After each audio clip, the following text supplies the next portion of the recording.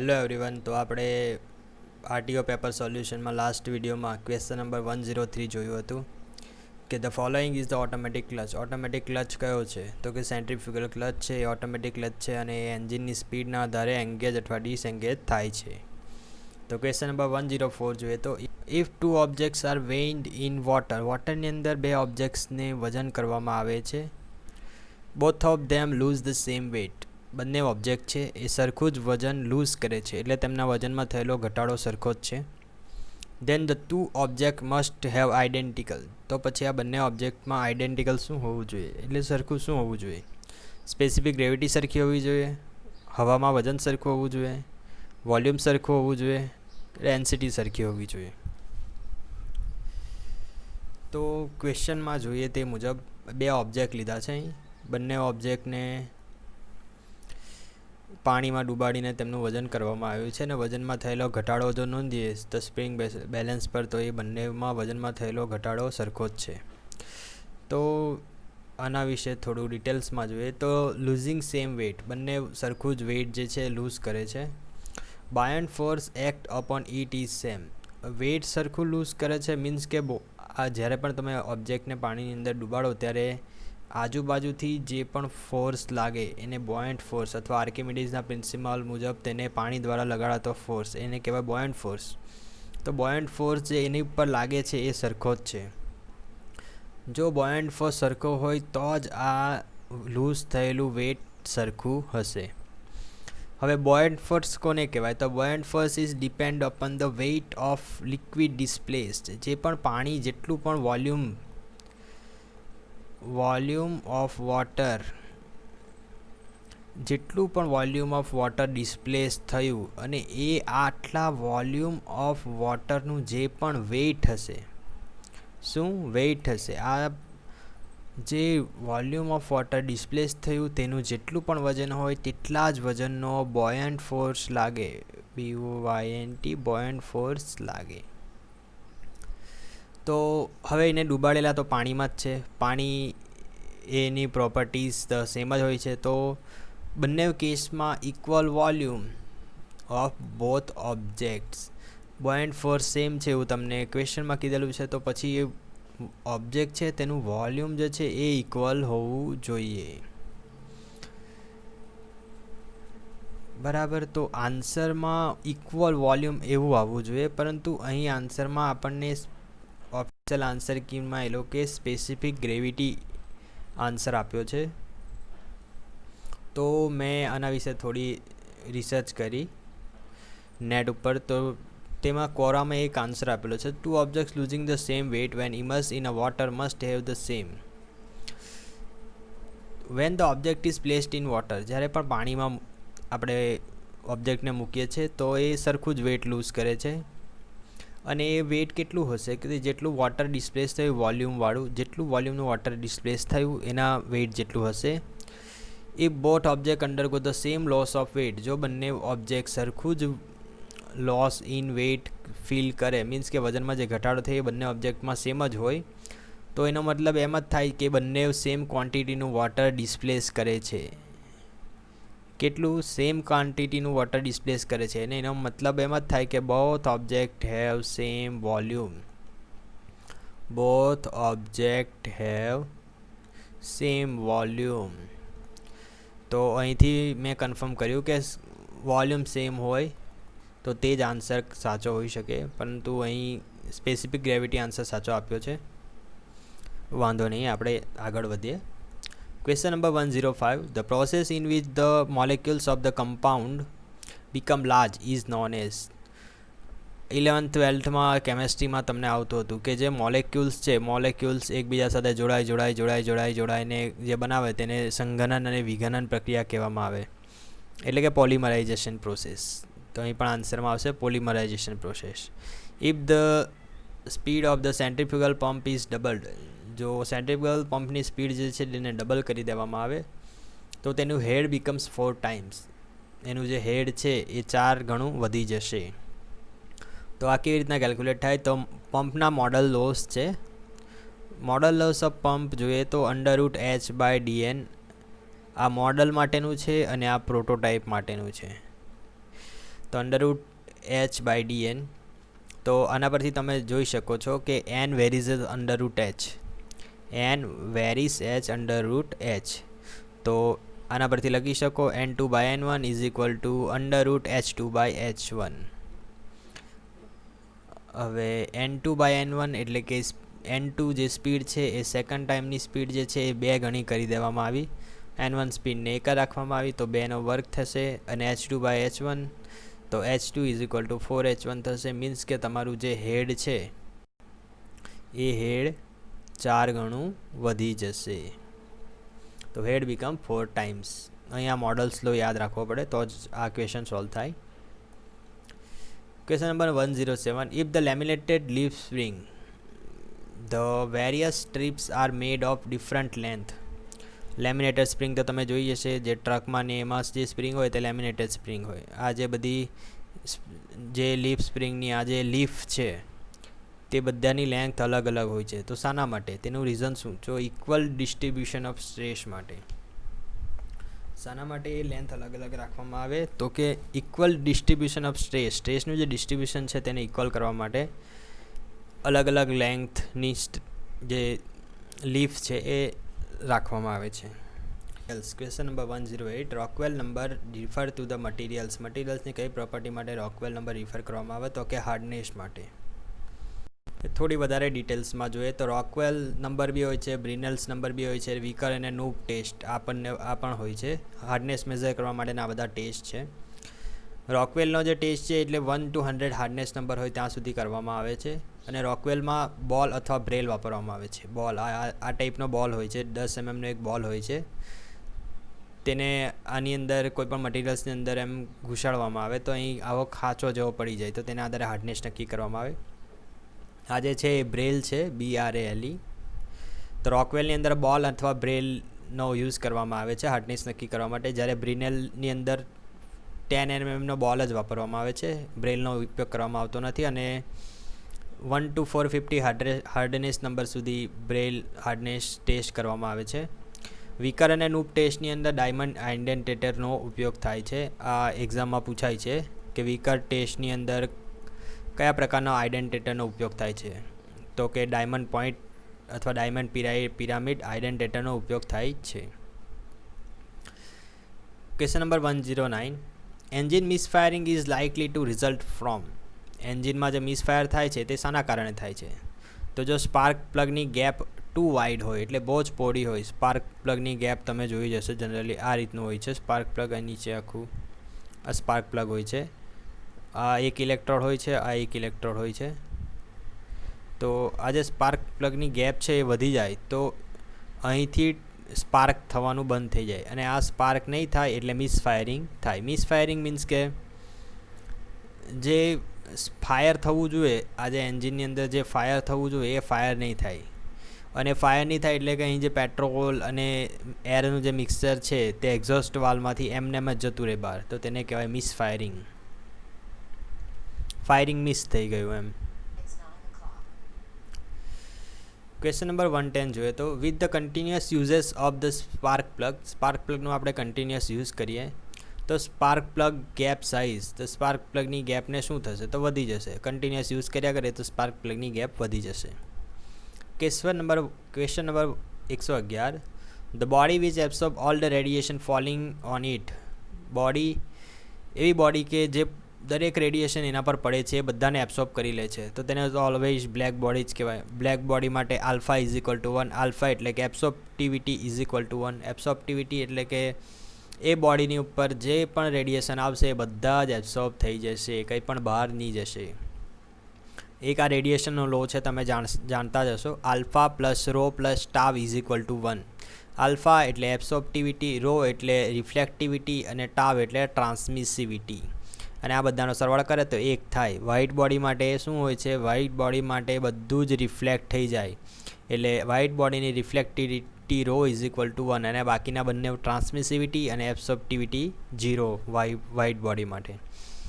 Grey body માટે પણ ઘણીવાર એક્ઝામમાં પૂછાય. તો ગ્રે બોડી શું કરે? એની પ્રોપર્ટીઝ જે છે ગ્રે બોડીની તે ઇન્ડિપેન્ડન્ટ ઓફ વેવલેન્થ હોય છે. ગમે તેટલું વેવલેન્થનું રેડિયેશન આવે પણ એનાથી ગ્રે બોડીને કંઈ બહુ ફરક નહીં પડે. મીન્સ કે ઇન્ડિપેન્ડન્ટ ઓફ વેવલેન્થ હોય છે. ગ્રે બોડીની પ્રોપર્ટીઝ ઇન્ડિપેન્ડન્ટ ઓફ વેવલેન્થ હોય છે. ઓપેક્યુ બોડીની જોઈએ. ઓપેક્યુ એટલે કે અપારદર્શક બોડી કે જેમાં જે બોડીની આરપાર તમે નહીં જઈ શકો. મીન્સ કે transmissivity tau is equal to 0 થઈ જાય. તો alpha plus rho is equal to 1. આ ટાવ 0 થઈ ગયું તો alpha plus rho is equal to 1. એ ઓપેક્યુ બોડી માટે આવે. ટ્રાન્સપેરન્ટ બોડી કે બધું ટ્રાન્સમિટ કરી દે તો તેના માટે ટ્રાન્સમિટિવિટી ઇઝ ઇક્વલ ટુ 1. પરંતુ એ થોડું ઘણું એબ્સોર્બ પણ કરે છે. તો આ થોડુંક ધ્યાનમાં રાખજો કે રો રિફ્લેક્ટ પણ કરે છે. ધારો કે આ ટ્રાન્સપેરન્ટ બોડી છે તો રેડિયેશન આવશે તો થોડું માત્રામાં રિફ્લેક્ટ કરશે અને બાકીનું બધું ટ્રાન્સમિટ કરી દેશે એની અંદરથી.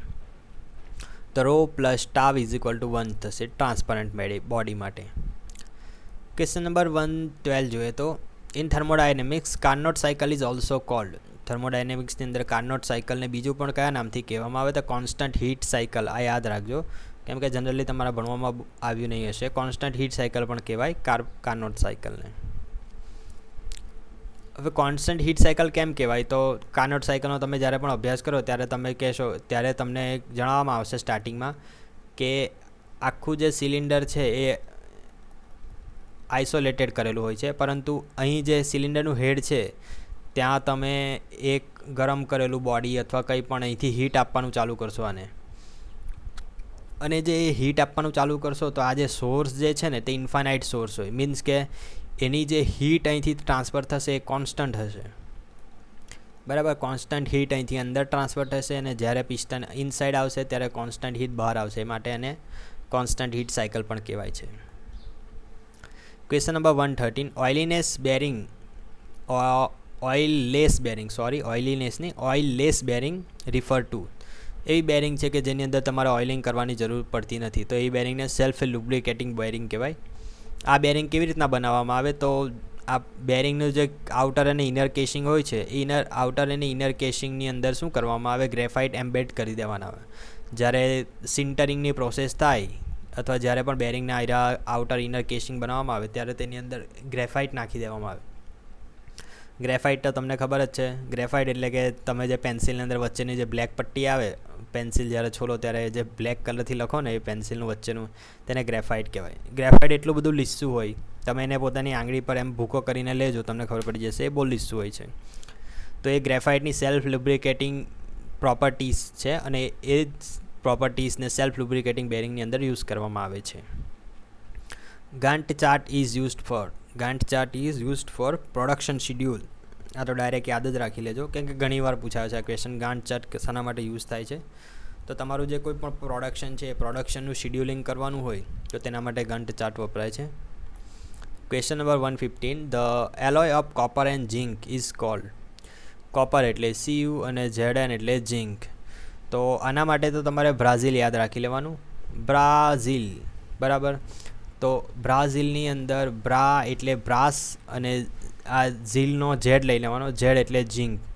જો આપણી પાસે એકચ્યુઅલી કન્ફ્યુઝન શામાં થાય આ બ્રાસ ને બ્રોન્ઝ, આ બંનેમાં તમને કન્ફ્યુઝન થશે કે સાલું બ્રાસમાં શું આવે ને બ્રોન્ઝમાં શું આવે. તો કોપર તો બંનેમાં સેમ જ રહેશે. Copper plus zinc, copper plus tin, બરાબર. તો આમાં કોપર તો બંનેમાં સેમ જ રહેશે પરંતુ બદલાશે શું, આ ઝિંક અને ટીન જ બદલાશે.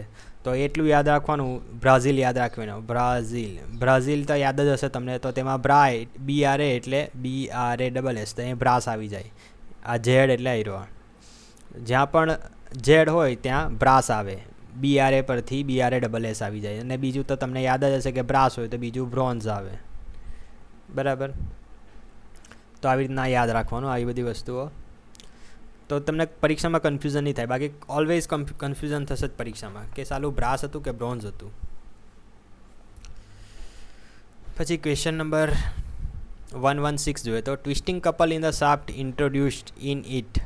ટ્વિસ્ટિંગ કપલ શાફ્ટમાં કેવી રીતના twisting couple in a shaft introduced in it, તેની અંદર શું ઇન્ટ્રોડ્યુસ કરે છે. કોઈ પણ શાફ્ટ લેવો અને શાફ્ટની ઉપર એક છેડો ફિક્સ કરી દો, બીજા છેડે ટ્વિસ્ટિંગ કપલ લગાવો તો તે શાફ્ટની અંદર શું પ્રોડ્યુસ કરશે? તો શાફ્ટની અંદર શિયર સ્ટ્રેસ જ પ્રોડ્યુસ કરશે. કોઈ જાતનો ટેન્શન કે કોમ્પ્રેશન નહીં આવે, એ ફક્ત શિયર સ્ટ્રેસ પ્રોડ્યુસ કરશે. તો ક્વેશ્ચન નંબર 117 જોઈએ તો isentropic expansion of superheated steam. Superheated સ્ટીમનું આઇસેન્ટ્રોપિક એક્સપાન્શન કરવામાં આવે. અહીં તમારે ધ્યાન રાખવાનું કે અહીં સુપરહીટેડ સ્ટીમ આપેલી છે, એરનું નથી એક્સપાન્શન કરવાનું અથવા ગેસનું નથી એક્સપાન્શન કરવાનું, બરાબર. Which is fairly represented by PV/N. હવે આઇસેન્ટ્રોપિક પ્રોસેસ છે તેને તમે PV/N કોન્સ્ટન્ટ વડે દર્શાવો છો. આપણે જનરલી PV/G કહીએ છીએ. આ જે ગેમા છે એની વેલ્યુ 1.4 છે એર માટે, અને એ જ વેલ્યુ સુપરહીટેડ સ્ટીમ માટે 1.315 છે. તો આ વસ્તુ અહીં ધ્યાનમાં રાખવાનું છે. એ લોકોએ આ રીતે પૂછ્યું છે, 1.41 નહીં લખી દેતા, આની અંદર આન્સર 1.315 આન્સર આવશે આની અંદર, કેમ કે સુપરહીટેડ સ્ટીમ છે. ક્વેશ્ચન નંબર 118 જોઈએ તો when radial force in cutting operation is too large. Radial એટલે કયો રેડિયલ ફોર્સ કહેવાય? કે તમે ટર્નિંગ કરી રહ્યા હો તો ત્યારે તમારું ટૂલ જે અંદરની તરફ જાય તેને રેડિયલ ફોર્સ કહેવાય. અને એક્સિયલ ફોર્સ કોને કહેવાય? તો ટૂલ જે સાઈડ મૂવમેન્ટ કરે, બરાબર, તમારું ટૂલ પોસ્ટ જે છે તે આ રીતની મૂવમેન્ટ કરે તેને એક્સિયલ ફોર્સ. ત્યારે જે ફોર્સ લાગશે મટીરિયલ્સની ઉપર અથવા તમારા વર્કપીસની ઉપર, અને આ ટૂલની વાત કરીએ તો ટૂલની ઉપર, તો ત્યારે જે ફોર્સ લાગશે તેને એક્સિયલ ફોર્સ કહેવાય, અને આ રીતનો જે ફોર્સ લાગશે તેને રેડિયલ ફોર્સ કહેવાય. તો જ્યારે રેડિયલ ફોર્સ બહુ જ વધારે હોય, રેડિયલ ફોર્સ એટલે અંદરની તરફનો ફોર્સ બહુ જ વધારે હોય, તો મટીરિયલ શું કરશે? તો પુઅર ફિનિશ થશે અને ચેટર કરશે. ચેટર એટલે થોડુંક કાપશે અને પછી થોડુંક એમ જ જવા દેશે. મીન્સ કે તમારું ટૂલ્સ જે છે એ ચોંટશે. હવે એના માટેનું એક તમને સમજાવું તો તમે જ્યારે રેડિયલ ફોર્સ બહુ વધારે આપો, મીન્સ કે તમે વધારે પડતું ડેપ્થ ઓફ કટ આપો, બરાબર. ડેપ્થ ઓફ કટ જો વધારે પડતો હોય તો તે ટાઈમે શું થશે? તો હીટ બહુ જ જનરેટ થશે, કેમ કે વધારે પડતું મટીરિયલ્સ કાપવાનું હોય એટલે વધારે પડતો ફોર્સ આપવો પડે, અને વધારે પડતા ફોર્સને લીધે હીટ વધારે પડતી જનરેટ થશે, અને વધારે પડતી હીટ જનરેટ થશે તો તેના લીધે પેલું ચેટરિંગ ફિનોમિના જનરેટ થશે. તો જ્યારે રેડિયલ ફોર્સ બહુ જ લાર્જ હશે કટિંગ ઓપરેશનની અંદર, ત્યારે શું થશે? તો ચેટર અને પુઅર ફિનિશવાળું મટીરિયલ્સ પ્રોડ્યુસ થશે. ક્વેશ્ચન નંબર 119 જોઈએ તો ઇર્ગોનોમિક્સ ઇઝ રિલેટેડ ટુ હ્યુમન. માણસની સાથે ઇર્ગોનોમિક્સ જે છે આ ટર્મ કઈ રીતે રિલેટેડ કરે છે? તો it is related to comfort and safety. Comfort plus સેફ્ટીની સાથે આ ઇર્ગોનોમિક્સ વર્ડ ઇફેક્ટ કરે છે. ક્વેશ્ચન નંબર 120 જોઈએ તો which of the following is not correct procedure to increase the fatigue limit. Fatigue limit increase કરવા માટેની કરેક્ટ પ્રોસિજર કઈ છે? નોટ કરેક્ટ પ્રોસિજર એટલે કઈ પ્રોસેસ નથી વપરાતી? તો કોલ્ડ વર્કિંગની પ્રોસેસ વપરાય છે ફટીગમાંની લિમિટ ઇન્ક્રીઝ કરવા માટે. શોર્ટ પિનિંગ તો વપરાય છે, આગળ પણ ક્વેશ્ચન જોયો. અંડર સ્ટ્રેસિંગ પણ વપરાય છે. શોર્ટ પિનિંગની મદદથી જ અંડર સ્ટ્રેસિંગ કરવામાં આવે છે, બરાબર. તો સરફેસ ડીકાર્બ્યુરાઇઝેશન આ એક પ્રોસેસ એવી છે કે જેનો ઉપયોગ ફટીગ લિમિટ ઇન્ક્રીઝ કરવા માટે થતો નથી.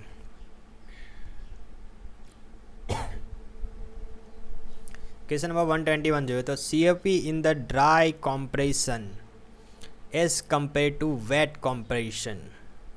રેફ્રિજરેશન સાયકલ તમે જોઈ જશે. અહીં તમે જોઈ શકો છો આ T અને Sની વાત કરીએ તો રેફ્રિજરેશન સાયકલમાં અહીં 1 to 2 આ જે છે એવોપરેટર છે.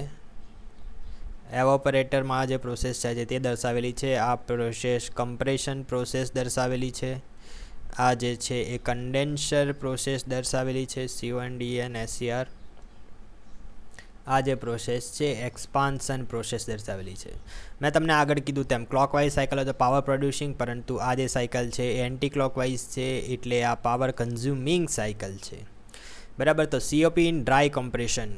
હવે 1 to 2 આની અંદર એવોપરેટર, આ જે છે એવોપરેટર છે. અહીં જે રેફ્રિજરન્ટ છે તે એવોપરેટ થશે. કેવી રીતના કોઈ પણ વસ્તુ એવોપરેટ થાય? જેમ કે પાણીને એવોપરેટ કરવું હોય તમારે તો પાણીને હીટ આપવી પડે. મીન્સ કે પાણી પોતે હીટ એબ્સોર્બ કરશે પછી જ એવોપરેટ થશે. પાણી હીટ એબ્સોર્બ કરે પછી જ એવોપરેટ થશે.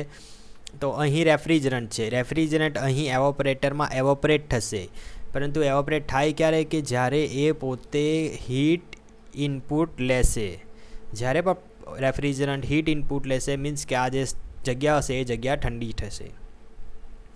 હવે આ જો રેફ્રિજરન્ટ છે તે વધારે પડતી હીટ ઇનપુટ કરી લે મીન્સ કે જો આ બે નંબરનો જે પોઈન્ટ છે ત્યાં સુધી જો હીટ ઇનપુટ કરે અને કોમ્પ્રેશન પ્રોસેસ સ્ટાર્ટ થઈ જાય તો એ જે કોમ્પ્રેશન પ્રોસેસ છે એને ડ્રાય કોમ્પ્રેશન કહેવાશે. જ્યારે જો આ પોઈન્ટ આગળ વધીને અહીં સુધી પહોંચી જાય તો આ જે વેટ રિજન આવી જશે અને આ વેટ કોમ્પ્રેશન થશે. વેટ કોમ્પ્રેશન એટલે આપણે કરવા દેતા નથી, કેમ કે વેટ કોમ્પ્રેશનની અંદર કોમ્પ્રેસર જે છે આપણું તે ડેમેજ થવાના ચાન્સીસ વધી જાય છે વેટ કોમ્પ્રેશનની અંદર. પરંતુ જે વેટ કોમ્પ્રેશન છે એ વેટ કોમ્પ્રેશનની COP વધારે હોય છે. વેટ કોમ્પ્રેશનની COP વધારે હોય છે. કેમ વધારે હોય છે તો તમે અહીં જોઈ શકો છો. આ જે અહીંથી લઈને અહીં સુધી જ કુલિંગ ઇફેક્ટ હશે ડ્રાય કોમ્પ્રેશનની અંદર, જ્યારે આ સાઈડ પણ કુલિંગ ઇફેક્ટ વધી જશે.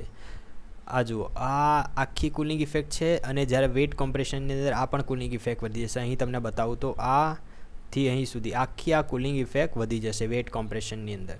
માટે COP વેટ કોમ્પ્રેશનમાં વધારે હોય છે. તો અહીં ક્વેશ્ચનમાં એ જ પૂછ્યું છે કે ડ્રાય કોમ્પ્રેશનનો જે COP છે એઝ કમ્પેર ટુ વેટ કોમ્પ્રેશનના COP કરતાં ડ્રાય કોમ્પ્રેશનનો COP ઓલવેઝ લોવર જ હોય છે. તમે અહીંથી જોઈ શકો છો. ક્વેશ્ચન નંબર 122 જોઈએ તો the automobile radiator is a heat exchanger. Radiator means કે ગાડીના આગળના ભાગમાં જે આવી રીતનું લગાવ્યું હોય એને રેડિએટર કહેવાય. આ જે રેડિએટર છે એ ક્રોસ ફ્લોનું એક્ઝામ્પલ છે. કેવા હીટ એક્સચેન્જરનું એક્ઝામ્પલ છે તો ક્રોસ ફ્લો હીટ એક્સચેન્જરનું એક્ઝામ્પલ છે. Question number 123. The total strain energy stored in a body is termed as. આના વિશે તો આગળ પણ ઘણી બધી ચર્ચા થઈ ગઈ છે કે ટોટલ સ્ટ્રેન એનર્જી સ્ટોર્ડ હોય તો તેને રેઝિસ્ટન્સ કહેવાય. Total strain energy stored maximum હોય તો તેને પ્રૂફ રેઝિસ્ટન્સ કહેવાય અને એ મેક્સિમમ પર યુનિટ વોલ્યુમ હોય તો તેને મોડ્યુલસ ઓફ રેઝિલિયન્સ કહેવાય. Question number 124. Slow plastic deformation of metal under the constant stress. Constant સ્ટ્રેસની અંદર જો સ્લો પ્લાસ્ટિક ડિફોર્મેશન થતું હોય મેટલનું તો તેને ક્રીપ કહેવાય. આનું તમે એક્ઝામ્પલ આગળ પણ આપ્યું હતું. આ સ્લો પ્લાસ્ટિક ડિફોર્મેશન 2 ઇલેક્ટ્રિકના થાંભલા હોય અને તેનો વાયર જે હોય તે ધીમે ધીમે સેક કરતો જાય. ક્વેશ્ચન નંબર 125 જોઈએ તો a material capable of absorbing large amount of energy before fracture. Fracture થયા પહેલાં પણ મટીરિયલ જેટલી પણ maximum amount of energy store કરી શકે તેટલું સ્ટોર કરે છે તેને કહેવામાં આવે છે ટફનેસ. શું કહેવાય? ટફનેસ. અહીં તમે ગ્રાફની અંદર જોઈ શકો છો સિગ્મા એપ્સાઇલા એટલે કે સ્ટ્રેસ સ્ટ્રેનનો ગ્રાફ છે. એ ગ્રાફની અંદર આ જે એરિયા છે એ બધો એરિયા ટફનેસ દર્શાવે છે. મીન્સ કે મટીરિયલ ફ્રેક્ચર થશે, આ જેનો મટીરિયલ ફ્રેક્ચર થવાનો પોઈન્ટ છે ત્યાં સુધીમાં જેટલી પણ એનર્જી એબ્સોર્બ કરે છે તેને ટફનેસ કહેવાય છે. Question number 126. A steel is specified in EN42. EN42થી જો કોઈ પણ સ્ટીલ સ્પેસિફાઈ કરવામાં આવતું હોય તો તેને બ્રિટિશ સ્ટાન્ડર્ડ મુજબ સ્પેસિફાઈ કરેલું કહેવાય. Question number 127. Vertical shaft arrangement in hydroelectric plant. Hydroelectric પ્લાન્ટમાં જો વર્ટિકલ શાફ્ટની અરેન્જમેન્ટ હોય છે તો તે શાના માટે કરવામાં આવે છે? આ તમે ફિગરની અંદર જોઈ શકો છો. આ નીચે જે છે આ ટર્બાઇન છે, આ ટર્બાઇન છે, આ ઉપર ઇલેક્ટ્રિક જનરેટર છે અને આ આખી અરેન્જમેન્ટ છે. એમાં જે આ શાફ્ટ છે, જે રનર છે શાફ્ટ, તે શાફ્ટ વર્ટિકલ અરેન્જમેન્ટ કરેલો છે. શાના માટે? તો પરમિટ ધ સ્મોલેસ્ટ પાવર હાઉસની જે સાઇઝ છે તેને નાનામાં નાની રાખવા માટે વર્ટિકલ શાફ્ટની અરેન્જમેન્ટ કરવામાં આવે છે. ક્વેશ્ચન નંબર 128 જોઈએ તો the basic purpose of using flywheel. ફ્લાયવ્હીલનો બેઝિક પર્પઝ શું છે? તો to store and release energy as required. જ્યારે પણ વધારે પડતી એનર્જી હોય ત્યારે તે ફ્લાયવ્હીલ સ્ટોર કરી લે છે પોતાનામાં અને જ્યારે પણ એનર્જી ઓછી થાય ત્યારે પણ તે એનર્જી પોતે એબ્સોર્બ કરેલી હોય છે તે રિલીઝ કરી દે છે. Question number 129. રેન ડ્રોપ્સ આર સ્પેરિકલ. રેન ડ્રોપ્સ જે છે સ્પેરિકલ છે. શાના કારણે? કે સરફેસ ટેન્શનના કારણે રેન ડ્રોપ્સ સ્પેરિકલ હોય છે. ક્વેશ્ચન નંબર 130 જોઈએ તો in which of the following case strength of joint obtained is lowest. નીચેનામાંથી કયા કેસમાં જે સ્ટ્રેન્થ છે એ ઓછામાં ઓછી હોય છે? તો આન્સર ઇઝ સોલ્ડરિંગ. સોલ્ડરિંગ એટલે આપણે જે વાયર જોઈન્ટ કરવામાં પ્રોસેસ વાપરીએ તેને સોલ્ડરિંગ કહેવામાં આવે છે. સોલ્ડરિંગની સ્ટ્રેન્થ સૌથી ઓછી હોય છે કેમ કે એની અંદર લેડ એન્ડ ટીન. સોલ્ડરમાં કઈ ધાતુ હોય? આ પણ ઇમ્પોર્ટન્ટ ક્વેશ્ચન છે. Lead and tin, Pb+SN. આ બંને ધાતુઓ કેવી છે? તમે હાથથી પણ એમ કરીને તોડી શકો એ ટાઈપની ધાતુ છે. એટલે સોલ્ડરિંગ લોએસ્ટ સ્ટ્રેન્થવાળો જોઈન્ટ છે. Which of the following question number 131 which of the following is the binding material in cemented carbide tools. આ જે છે ઇમ્પોર્ટન્ટ ક્વેશ્ચન છે. સિમેન્ટેડ કાર્બાઇડ ટૂલ્સમાં બાઇન્ડિંગ મટીરિયલ તરીકે શું વાપરવામાં આવે તો કે કોબાલ્ટ. કોબાલ્ટનો ઉપયોગ સિમેન્ટેડ કાર્બાઇડ ટૂલ્સમાં બાઇન્ડિંગ મટીરિયલ્સ તરીકે વાપરવામાં આવે છે. ક્વેશ્ચન નંબર 132 જોઈએ તો which of the following used in bearing liner. Bearing માટેના જે લાઇનર હોય છે એ લાઇનરમાં વિચ ઓફ ધ ફોલોઈંગ શાનો ઉપયોગ થાય છે તો બેબિટ મેટલ. બેરિંગનો બી અને બેબિટનો બી, આ બંને બી રીતે યાદ રાખવાનો, બેરિંગ અને બેબિટ મેટલ. બેરિંગ લાઇનર તરીકે બેબિટ મેટલ વપરાય છે. Question number 133 normalising operation carried out in. મારી હીટ ટ્રીટમેન્ટ્સના વિડીયો છે પાર્ટ 1 એન્ડ પાર્ટ 2 હીટ ટ્રીટમેન્ટના વિડીયો, તેમાં જોઈ લેજો તો તમને ખબર પડશે અલગ અલગ હીટ ટ્રીટમેન્ટ્સ અને એના બધી વિશે હું ડિટેલ્સમાં સમજાવેલું છે. તો તેમાં મેં જણાવ્યું છે કે નોર્મલાઇઝિંગ જે છે એ એરની અંદર કરવામાં આવે, સ્ટીલ એરની અંદર, જ્યારે એનેલિંગ જે છે એ ફર્નેસની અંદર જ ઠંડુ કરવામાં આવે એનેલિંગમાં.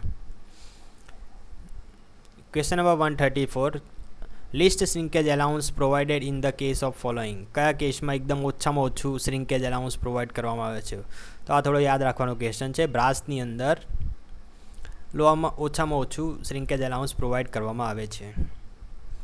અને બીજો એક ક્વેશ્ચન છે કે which of the following material has the shrinkage allowance more shrinkage allowance. બરાબર, નીચેમાંથી કયા મટીરિયલ્સનું શ્રિંકેજ એલાઉન્સ વધુ છે તો આન્સર ઇઝ સી, લેડ. લેડની અંદર શ્રિંકેજ એલાઉન્સ સૌથી વધુ છે અને સૌથી ઓછું બ્રાસની અંદર છે. Question number 135 20 tons press implies that. જો કોઈ પણ પ્રેસ હોય ને તેની પર લખ્યું હોય 20 ટન્સ તો તેનો મતલબ શું? It can exert pressure up to 20 tons. 20 ton સુધીનું પ્રેશર એપ્લાય કરી શકે છે.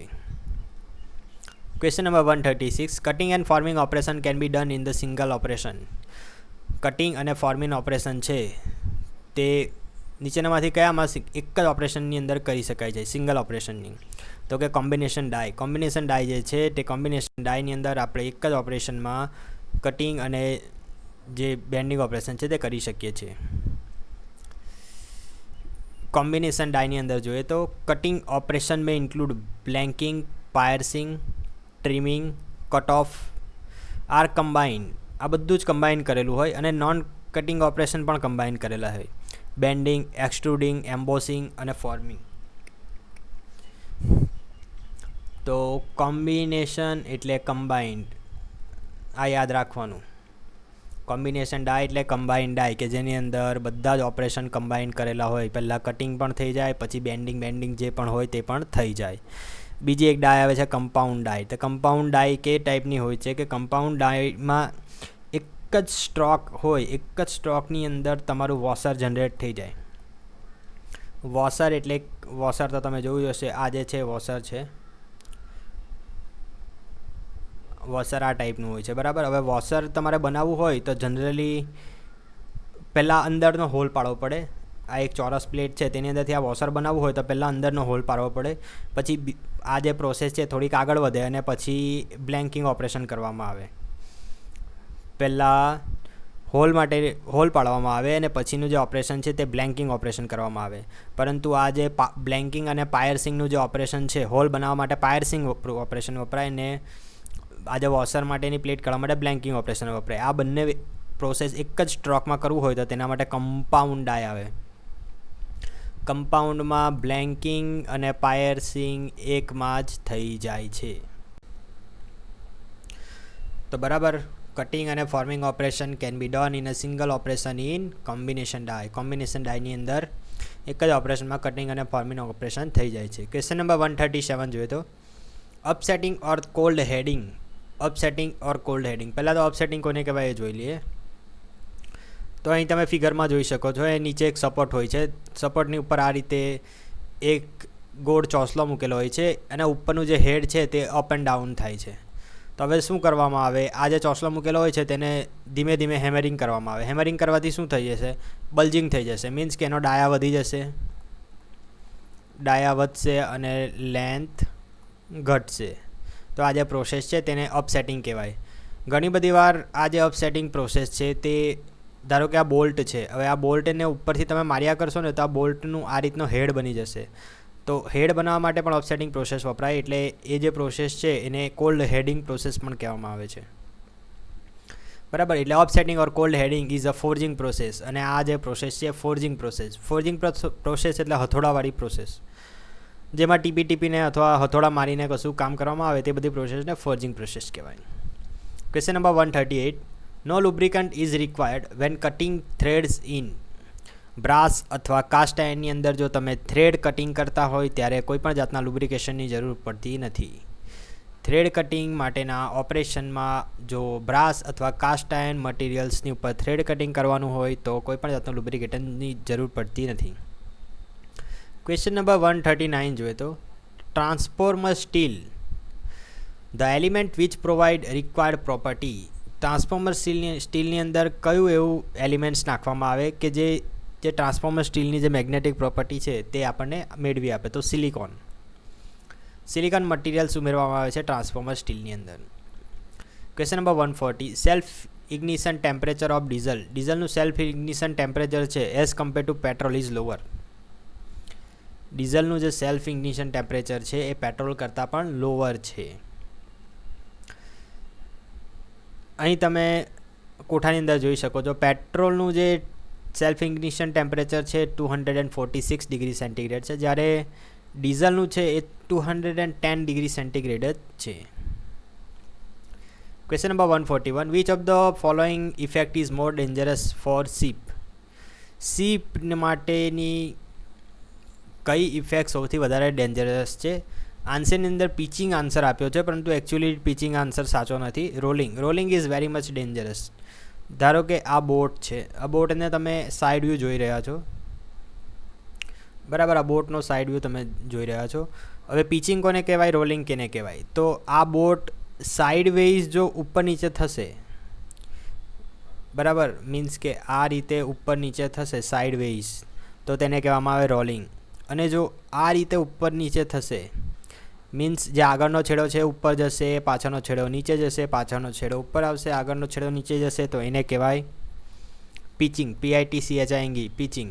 અને સાઇડવેઝમાં થશે તો તેને કહેવાય રોલિંગ. તો અહીં rolling is more dangerous.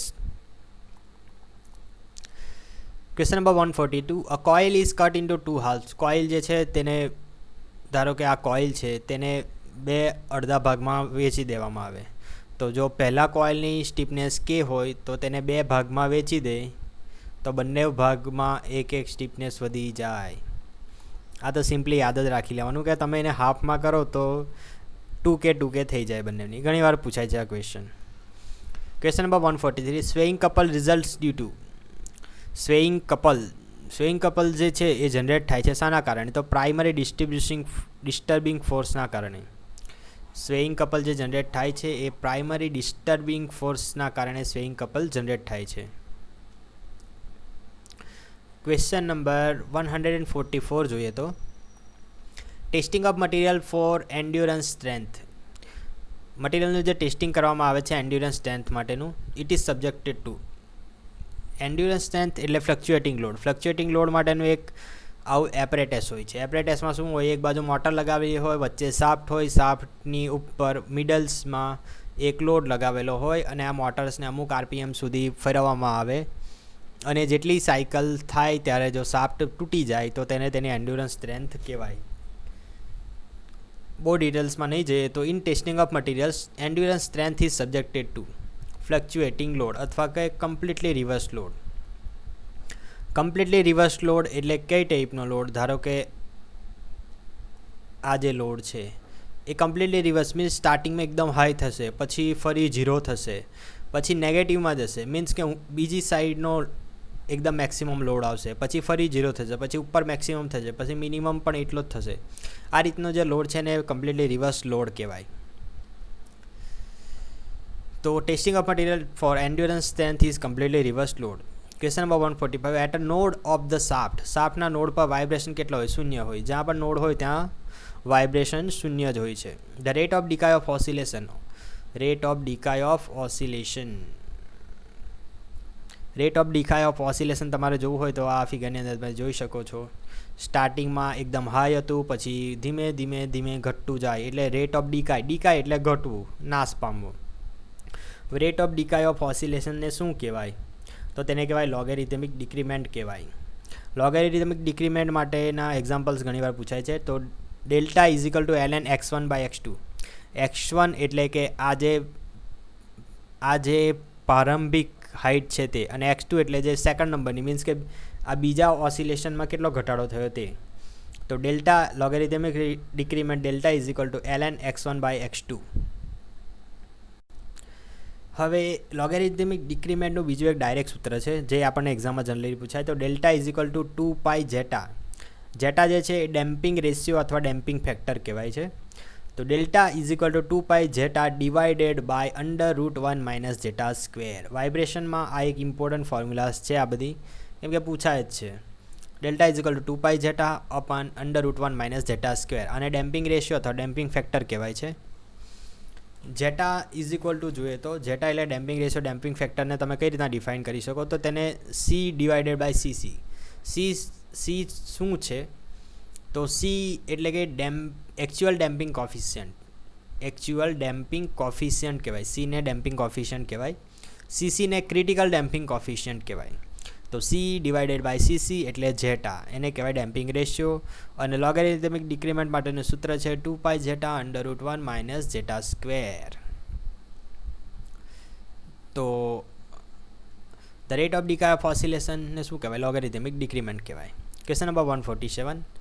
Damped vibration હોય, મીન્સ કે વાઇબ્રેશન થતા હોય ને તમારે વાઇબ્રેશન ઘટાડવા માટે જો કંઈ પણ ડેમ્પિંગ વસ્તુ તમે અંદર ઇન્સ્ટોલ કર્યું હોય તો ડેમ્પ્ડ વાઇબ્રેશન સિસ્ટમ કહેવાય. અને ડેમ્પિંગ ફોર્સ, એમાં જે ડેમ્પિંગ ફોર્સ છે ડેમ્પ્ડ વાઇબ્રેશન સિસ્ટમમાં આ રીતનું જો ડેમ્પર લગાવેલું હોય તો જે ડેમ્પિંગ ફોર્સ છે એ સાના પ્રોપોર્શનલ હોય છે. તો ફ્રી વાઇબ્રેશન માટે પણ આપણે એક સૂત્ર ભણ્યા જ છે, mx + kx = 0. અને ડેમ્પ્ડ વાઇબ્રેશનના સૂત્રમાં આ એક ઇમ્પોર્ટન્ટ ટર્મ આવે, આ ડેમ્પિંગ માટેની ટર્મ છે cx ડોટ.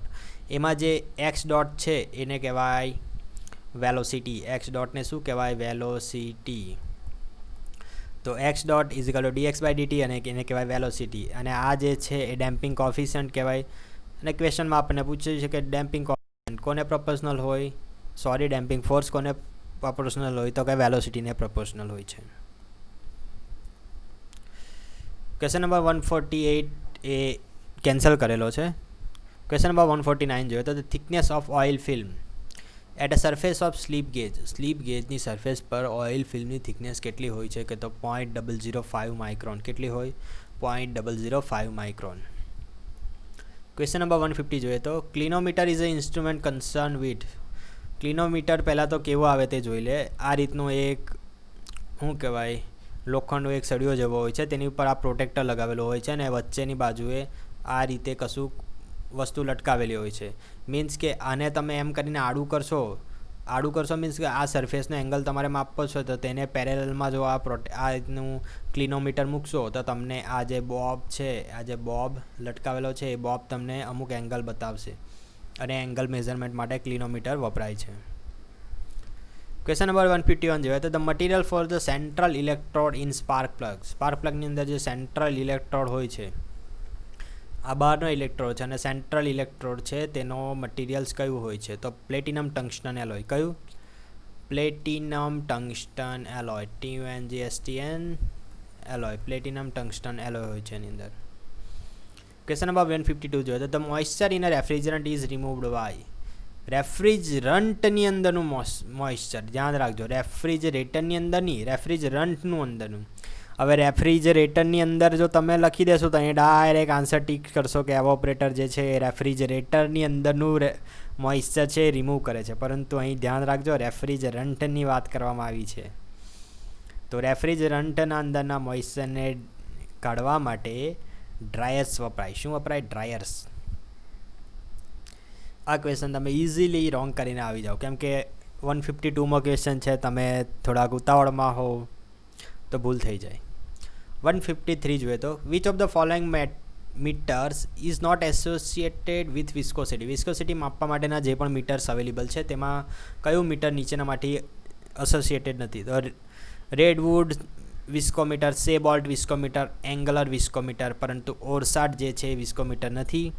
એ ફ્લુ ગેસ એનાલિસિસ માટેનું એક મીટર છે, જેની અંદર તમે O2, CO અને CO2ના પર્સન્ટેજ મેઝર કરી શકો છો ઓરસાટ એપરેટસમાં. Question number 154, general energy equation holds for. General energy equation જે છે તે શાના માટે હોલ્ડ્સ કરે છે? તો સ્ટેડી ફ્લો માટે. બરાબર.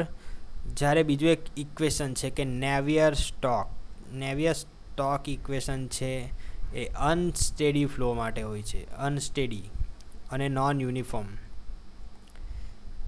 નેવિયર સ્ટોક ઇક્વેશન છે એ અનસ્ટેડી નોન યુનિફોર્મ ફ્લો માટે હોય છે, જ્યારે જનરલ ઇક્વેશન છે એ હોલ્ડ ફોર સ્ટેડી ફ્લો માટે જ હોય છે જનરલ ઇક્વેશન. ક્વેશ્ચન નંબર 155 આપણે જોઈએ તો a perpendicular drawn to the tangent of the circle જે છે તેને જો ટેન્જન્ટ છે તેને પરપેન્ડિક્યુલર દોરવામાં આવે. સર્કલ છે તેને ટેન્જન્ટ છે, ટેન્જન્ટને પરપેન્ડિક્યુલર દોરવામાં આવે, તે ઓલવેઝ સેન્ટરમાંથી જ પસાર થાય. Question number 156, the mixer requirement of SI engine under the normal running on road. Normal running જો હોય તો આપણને લીન મિક્સર જ જોઈએ. કેવું મિક્સર? લીન મિક્સચર.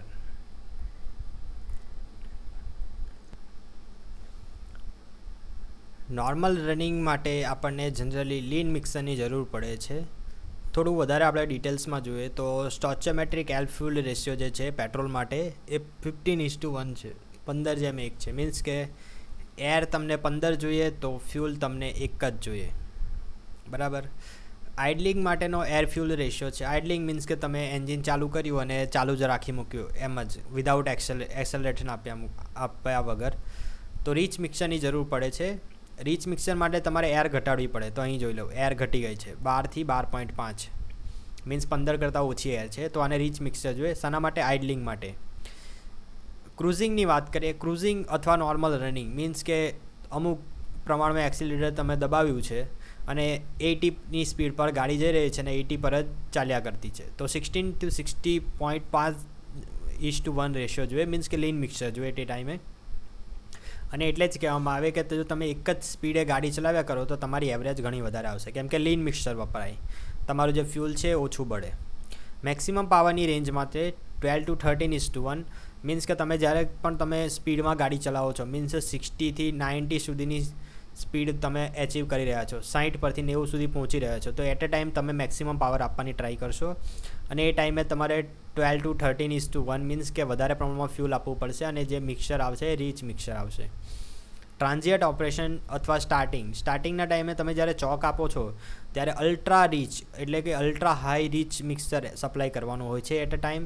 તો તે ટાઈમે 3 to 5:1 રેશિયો હોય છે. મીન્સ કે ઘણું વધારે ફ્યુલ તમે આપો છો.